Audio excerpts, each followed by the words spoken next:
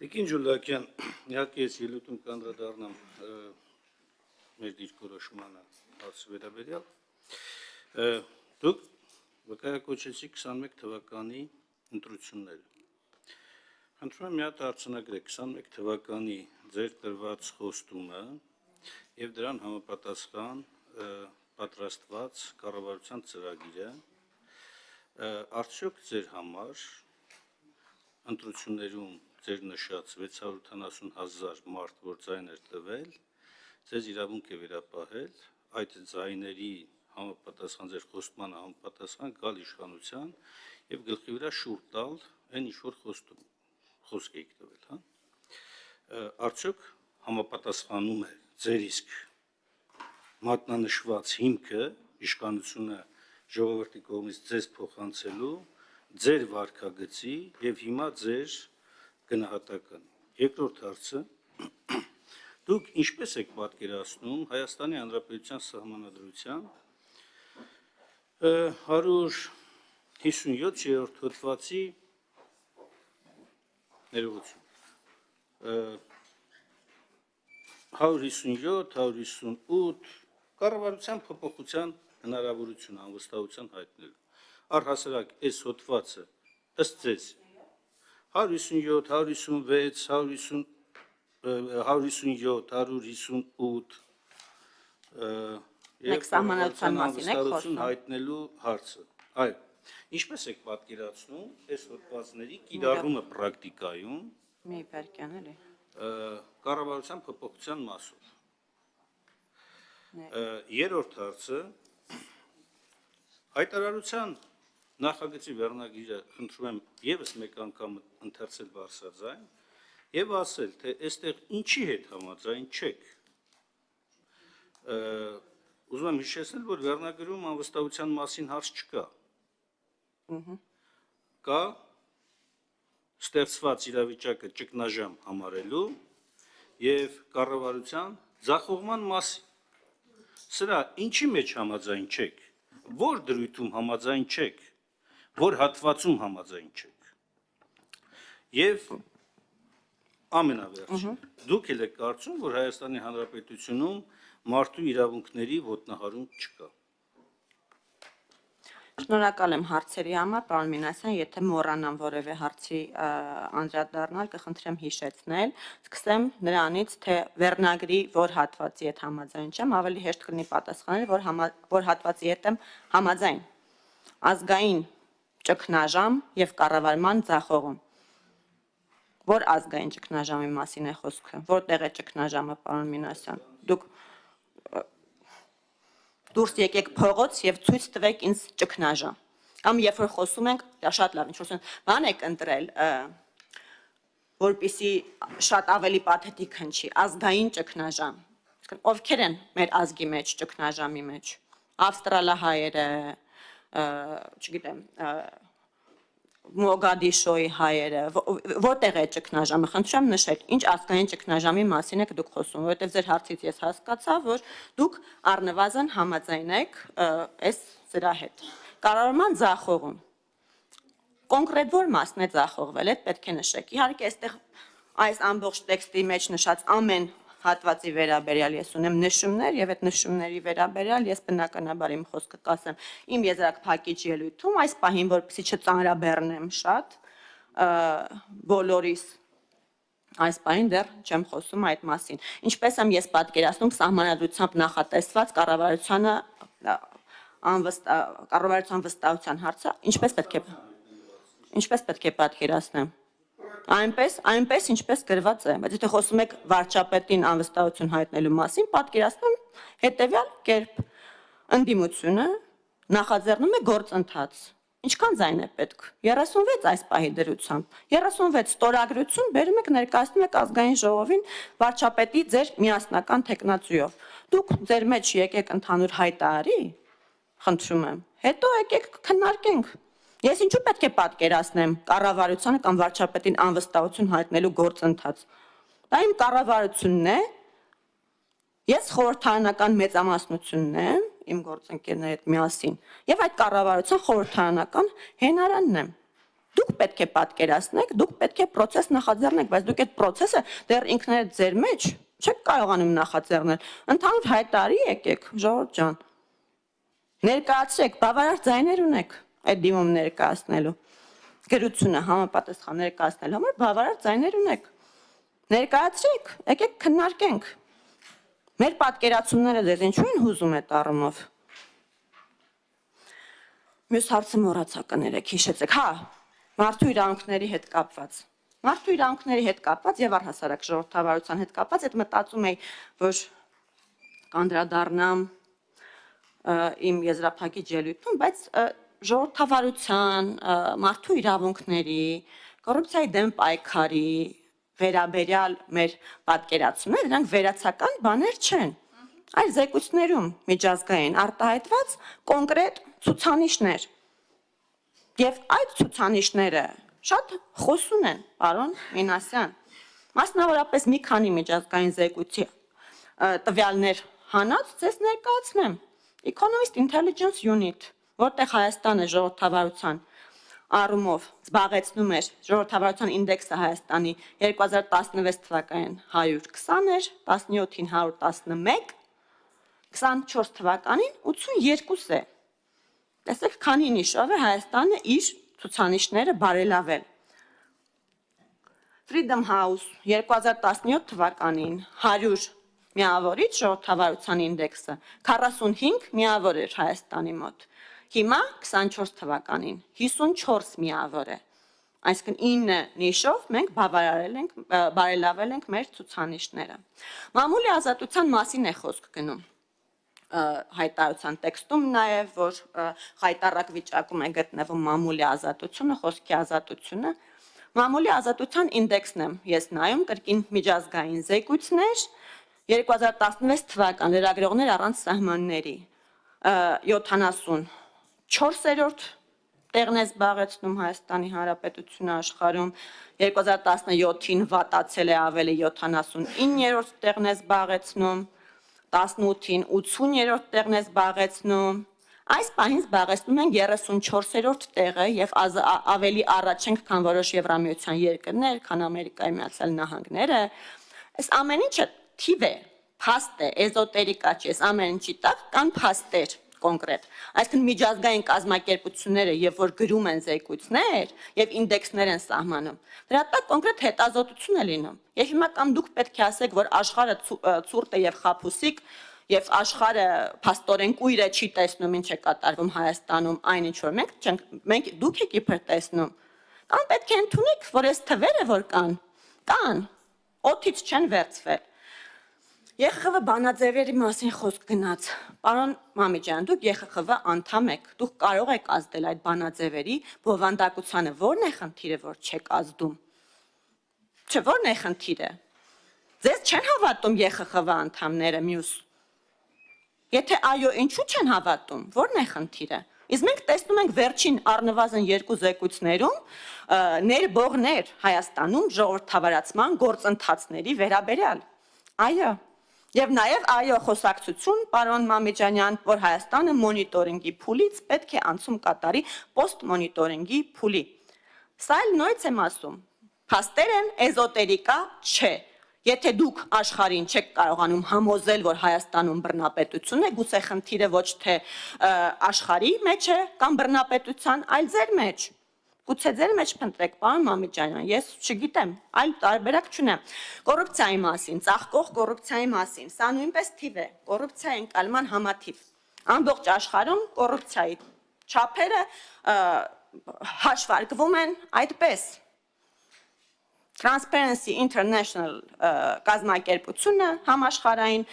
ամենամյա զեկույցներով է հանդես գալիս, որտեղ որ թվեր է ներկայացնում յուրաքանչյուր երկրում կոռուպցիայի ընկալման համաթվի հետ կապված։ Եվ այսպես 2014 թվականին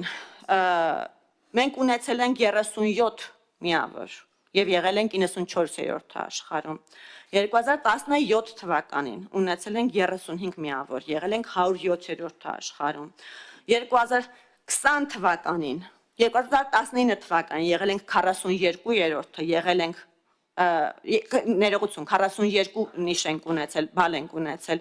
77-րդն ենք եղել աշխարհում։ 24 թվականին ունենք 47 բալ եւ 63-րդն ենք աշխարհում։ Այսինքն 14 թվականից մինչեւ 24 թվական 10 միավորով բարելավել ենք մեր դիրքերը եւ 94-րդ տեղից հայտնվել ենք 63-րդ տեղում, 31 տեղով բարելավել ենք մեր դիրքերը։ Սրանք են կոնկրետ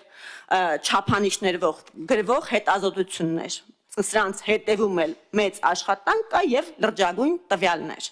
Խոսում ենք տնտեսության մասին, ներդրումային միջավայրի մասին, ներդրումային միջավայրի ես շատ լավ չեմ հասկանում, բայց մեր ցուցանիշը չափվում է այնտեղ ինչ է B+, բան, Հայաստանը այդ դիրքում է, որը վատ դիրք չէ։ Ես պարոն Մինասյան, քանի որ իմ դաշտի շատ չեմ մտնում, կարող է ծիծաղալի թվամ հիմա ներողություն, բայց համենայն դեպս նորից այդ տնտեսական լրջագույն խնդիրների մասին, որ խոսում եք, տնտեսական լուրջ անկում բան, մի քանի թվեր եմ հանել իմ շատ սիրողական բանով, բայց սրանք էլ են թվեր, եթե այդտեղ հարցեր կան, դուք կարող եք իհարկե ձեր հակապաստարկները ներկայացնեք, ես տնտեսագետ չեմ, բայց քանի որ խոսում ենք տնտեսության լրջագույն անկումից, ես հանել եմ թվերը Հայաստանի Հանրապետության ՀՆԱ-ի 15 թվականի համար 10.55 միլիարդ դոլար, 24 թվականի համար 25.79 միլիարդ դոլար, այսինքն 15.79 միլիարդ 15 միլիարդից ավելի ավելացում ՀՆԱ-ի առումով 25 թվականի համար առհասարակ IMF-ը կանխատեսում է 26.58 միլիարդ դոլար ՀՆԱ մեկ շնչին ընկնող ՀՆԱ-ի առումով 2015 թվականին ունեցել ենք 3512 դոլար 24 թվականին ունենք 8382 դոլար 25 թվականի համար կանխատեսվում է 8967 դոլար գրեթե 3 անգամ ավելացել է մեկ շնչին ընկնող ՀՆԱ-ն հետո բյուջեն 15 թվականին ծախսային մասով եղել է 1.337 միլիարդ դրամ 25 թվականին 3.482 միլիարդ դրամ է այսինքն ավելի քան կրկնապատկվել է մեր բյուջեն սրանք ցուցանիշներ են թվեր են ժողովուրդ ջան հետեւաբար այդ հայտարարությունները ծուր օթից չի բայց քանի որ մի քիչ գնացինք այդ արտաքին ցուցանիշների պարտքը դուք քննարկում եք ազգային ժողովի նիստերի դալիճում կշարունակեք քննարկել հիմա նաև բանի մասին խոսեմ ուրեմն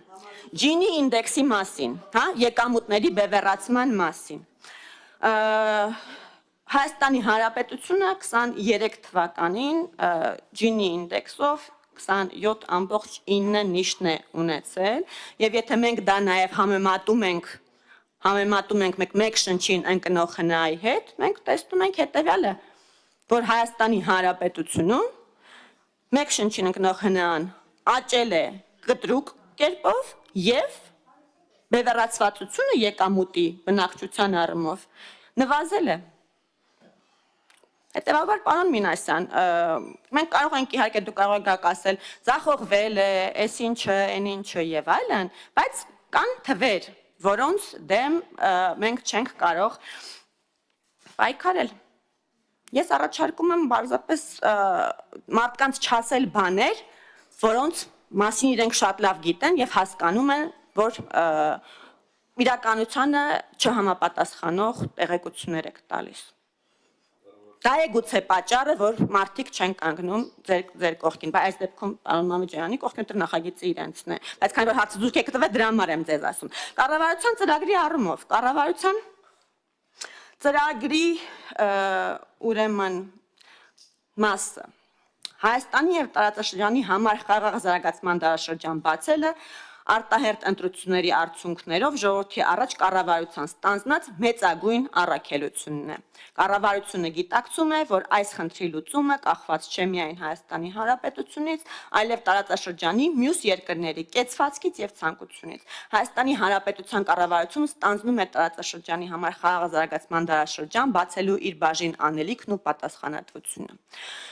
Կառավարության ծրագրի գլխավոր առաքելությունը այստեղ նշված է եւ մեր քարոզարշավի հիմնական թեզը։ Դուք գուցե կարող է ասեք, որ դուք ձախողել եք Պողպատյան մանդատը իր ամբողջ խստությամբ գործի դնելու։ Մանդատը այդտեղ գուցե այդ քննադատության հետ համաձայնվե, բայց մնացածը պարոն Մինասյան ոչ։ Շնորհակալ եմ ինձ երկար լսելու համար։ Արձագանք եմ։ Ես պարզապես հիշեցնեմ, հա, բոլոր հնաբնակներին, որ հետո ինչ ասեք, ռեգլամենտ չեք բան, որովհետև խոսալու բան Ես ուզում եմ նաև մեր հանրությունը լսի, առաջին անգամ լսում ենք նոր փաստարկ, նույնիսկ Նիկոլ Փաշինյանը դες փաստարկ չէր բերում, որ դուք հենց հիմա այս վերջին ձեր խոսքով ասեցիք, որ դուք կատարում եք կառավարության ծրագիրը։ Ըստ էության կառավարության ծրագիրն են կատարում ժողովուրդ։ Սիրելի ժողովուրդ, այս մարդիկ կատարում են կառավարության ծրագիրը։ Փաստորեն է, որ 21 թվականին ձեզ ասել եմ, որ մենք դիգանք դեօկուպացիայի անենք Շուշին, Հադրութը, որ Արցախի հարցը առանց ձեր մասնակցության չի կարող, ԵԱՀԿ Մինսկի շրջանակներում միակ լուսման տարբերակն է միջազգային ձևաչափով եւ այլն, այդ բոլորը երազում ենք մենք տեսել։ Փաստորեն կառավարությունը դա եկել ու իրականացրել է, սա եք ասում դուք։ Այսինքն դուք կառավարության ծրագրով տրված խոստումը, որ չեք կատարել, հիմա հերքում եք։ Դուք ասում եք, որ կատարել եք։ Դուք ասեցիք կառավարության ծրագիրը չեք կատարել, ասի կառավարության ծրագրի մեջ գրված է մեծագույն առաքելություն։ Իմ հարցը շատ պարզ էր։ Կա կառավարության ծրագիր, որ դուք անդադ վկայակոչում եք 21 թվականի ընտրությունները, դուք տվել եք խոստում, սևով սպիտակի վրա գրել եք մտքեր,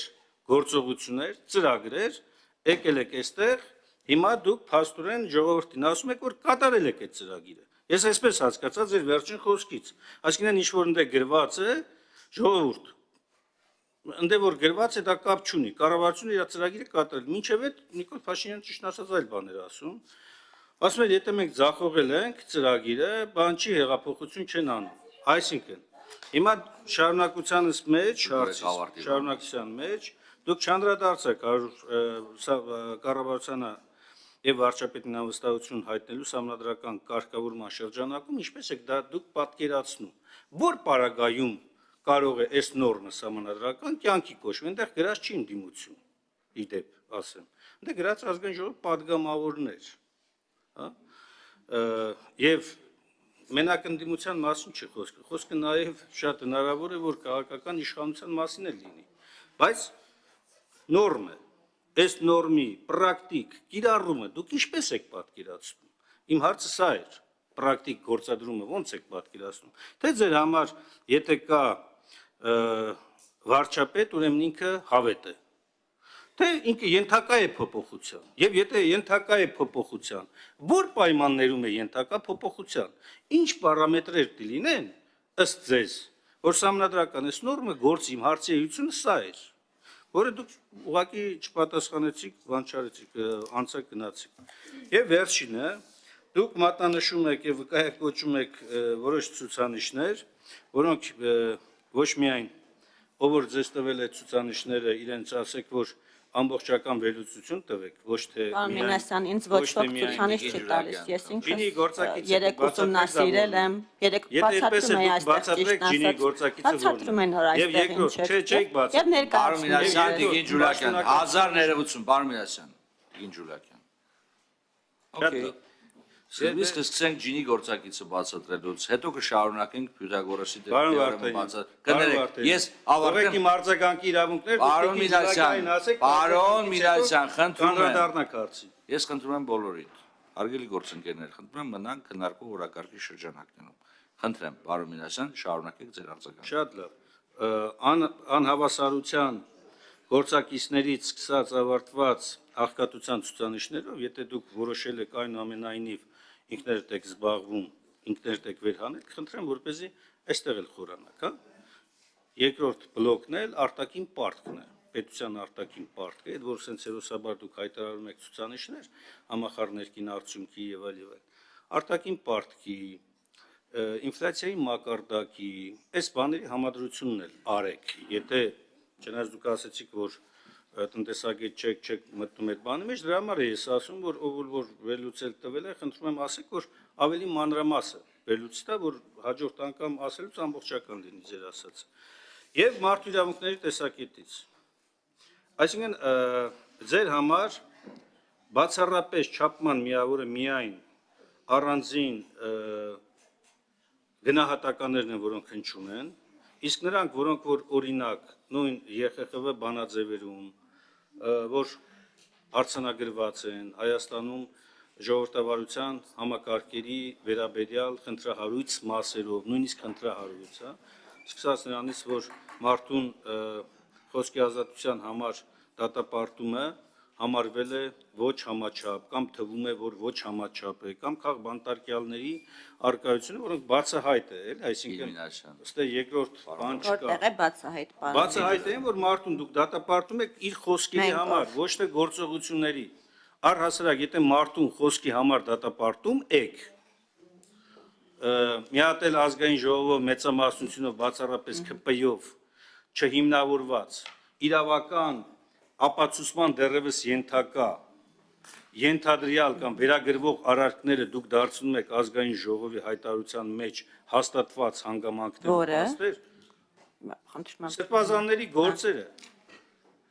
որտեղ դուք հաստատված հանգամանքներ եք համարում, եւ դա ասում է ազգային ժողովի պատգամավորը, մեծամասնության պատգամավորը, ավելին մեծամասնությունը քվեարկում է այդ հայտարարությանը կողմ։ Սրանք, եթե դուք համարում եք, որ մարդու իրավունքների խախտում չի, ուրեմն, չգիտեմ, ասենք միջազգային գնահատականները ինչպես պետք է լինեն էլի, այսինքն միջև անգամ դատական ակտի սպասելը դուք մարդուն վերագրվող արարքը համարում եք, որ ինքը դա արել է, եւ դա անում եք ոչ ավել ոչ պակաս ազգային ժողովի անունից հայտարարություն ընդունելով։ Սա փաստ է, սա չեք կարող հերկել, սա փաստ է։ Դուք հաստատել եք դրանով, որ իբր Բագրատ Սրբազանը եւ իր գործընկերները կամ մեր գործընկերները կամ ակտիվ հանրային մարտիկ իրենք կատարել են քրեորեն պատժելի արարքներ։ Դուք դա հաստատել եք ձեր հայտարարությամբ։ Հետևաբար սա մարդու իրավունքների ամենապարզ խախտումն է, միջև դատական ակտի դատարանով անձին մեղավոր ճանաչելը, դուք հայտարարում եք, որ անձը մեղավոր է ու վերջ։ Եվ վերջին դիտարկումը անեմ ձեր պատասխանի վրա։ Փաստորեն դուք հիմա հետ գալով ասում եք, որ ազգային ճգնաժամ հասկացությունը ձեր համար խորտ է, այսինքն ձեր համար խորտ է ներքին այս անհամերաշխությունը, ատելության միջավայրը, արցախցիների նկատմամբ այս վերաբերմունքը, որ ցուցաբերվում է առանձին հատվածների կողմից, բացասական վերաբերմունքը։ Սրանք բոլորը ձեր համար ազգայինի հետ կապ չունեն։ Ազգայինի հետ ձեր համար կապ չունի նաև Արցախի կորուստը, Հայաստանի ինքնիշխան տարածքների օկուպացիան, դրանք ազգայինի հետ կապ չունեն, թե ճգնաժամի հետ կապ չունեն։ Մի հատ ստել կողմնորոշում։ Այսքան։ Շնորհակալ եմ, պարոն Մինասյան, հարցերի հերթական խմբի, այո, շնորհակալություն Տիկին Ղազարյան, համար մարդու իրավունքների մասին եք խոսում, արդյոք խախտվում են։ Այո, խախտվում են, եւ այո, միջազգային զեկույցներում նաեւ այդ մասին է խոսվում, եւ եթե դուք մասնակցում եք քննչական իրավապահ մարմինների ազգային ժողովում հաղորդում ներկայացնելու գործընթացին, իսկ դուք մասնակցում եք դատախազի։ Ես երկրում չեմ մասնակցել, երբ որ ես երկրում լինում մասնակցում եմ, բայց իմ գործընկերներն են ակտիվ կերպով մասնակցում եւ կարծում եմ հենց իրենք են, որ ամենաակտիվ ձևով նաև այդ հարցերը ուղղում են մեր իրավապահ մարմինների ղեկավարներին։ Ես վստահ եմ, որ դուք այդ հարցերը լսում եք, եթե դուք իհարկե ցանկություն ունեք լսելու։ Իսկ այդ հարցերը ուղղվում են մեր իրավապահ մարմինների ներկայացուցիչներին։ Խոսքի համար Հայաստանի Հանրապետությունում դատապարտվում են, ես չեմ հասկանում, երբանից է բռնության կոչը դարձել խոսքի ազատության մաս, դա քրեորեն պատժելի արարք է, պարոն Մինասյան, առողջ հեղաշրջման կոչ անելու խոսքի ազատությունը։ Երբանից է դա դարձել խոսքի ազատություն։ Եթե դա խոսքի ազատություն է, ուրեմն չպետք է լինի քրեորեն պատժելի արարք։ Այսինքն դուք պետք է հանդես գաք, ապա քրեականացնելու նախաձեռնությամբ դրանք։ Բայց նաև եթե մենք նայում ենք միջազգային չափանիշները խոսքի ազատության հետ կապված մարդու իրավունքների եվրոպական դատարանի նախադեպերը, այնտեղ չկա խոսքի ազատության շրջանակներում, այո, բռնության կոչ, ատելության, քարոզ անելու հնարավորություն, առավել ևս հեղաշրջման կոչեր անելու հնարավորություն չկա, ինչը։ Հեղափոխություն է։ Հեղաշրջման կոչ չէ։ Հեղափոխությունը այն երկրում, որտեղ հեղափոխությունը, որտեղ երկրում ներողություն։ Դուք ուզում եք ասել, որ դա եղել է քրեորեն պատժելի արարք եւ Նիկոլ Փաշինյանին չեն դատել։ Այսինքն արել է մի բան, որը արել է հեղափոխությունը, դա երկրում, որտեղ որ ընտրությունների միջոցով իշխանություն փոխել հնարավոր չի, Ան Մամեջանյան, լավ էլի, խնդրում եմ, այդ ակտն է ժողովրդի կողմից։ Դուք էլ միացել եք այդ հեղափոխության, պարոն Մինասյան, եթե դեմ եք, ինչու եք միանում։ Խնդրեմ։ Հասկացա, հաստորեն, դա։ Ձեր մյուս հարցերը մոռացա, եթե հիշեցնեք, կասեմ ճիշտն ասած, հա։ Հա, որ դեպքում պետք է վարչապետը չլինի այլևս վարչապետ, երբ այդպես է ուզում ժողովուրդը։ Ցույց տվեք մեզ ժողովրդին, վարչապետը բազմիցս է ասել վարչապետը։ Ցույց տվեք ժողովրդին, թող լինի հանրային պահանջ հրաժարականի եւ ես կտամ հրաժարական։ Ձեզնից ընդամենը պահանջվում է այդ հանրային պահանջը ի ցույց դնելը, որը դուք արդեն մի քանի տարի է, ինչ չեք կարողանում ի ցույց դնել, պարոն Մինասյան։ Ինչ վերաբերում է նրան, թե որ դեպքում իշխանությունը կարող է, իսկ նույնպես եմ ասում, վարչապետը մեր վարչապետն է։ Վարչապետը մեր վարչապետն է, այդ որ պարամետրի մասին դուք մտածեք փոխելու։ Մենք իշխանության, մենք կառավարության հենարանն ենք ազգային ժողովում, մենք չենք պատրաստվում փոխել մեր վարչապետին։ Եվ դուք, եթե կարծում եք, որ պետք է փոխել, դուք պետք է ձեր գործողությունը անեք, խնդրում եմ, դուք ձեր մեջ ընդհանուր հայտարարի եկեք, հետո եկեք մեզ հարցնեք, մենք որ պայմաններում դուք ձեր համաձայնությունը ձեռք բերեք, հետո եկեք կխոսենք, սիրելի գործընկերներ, շնորհակալություն։ Հարգելի գործընկերներ, առաջարկում եմ 10 րոպե ընդմիջում վերցնենք, մի հատ օդափոխենք տարածքին։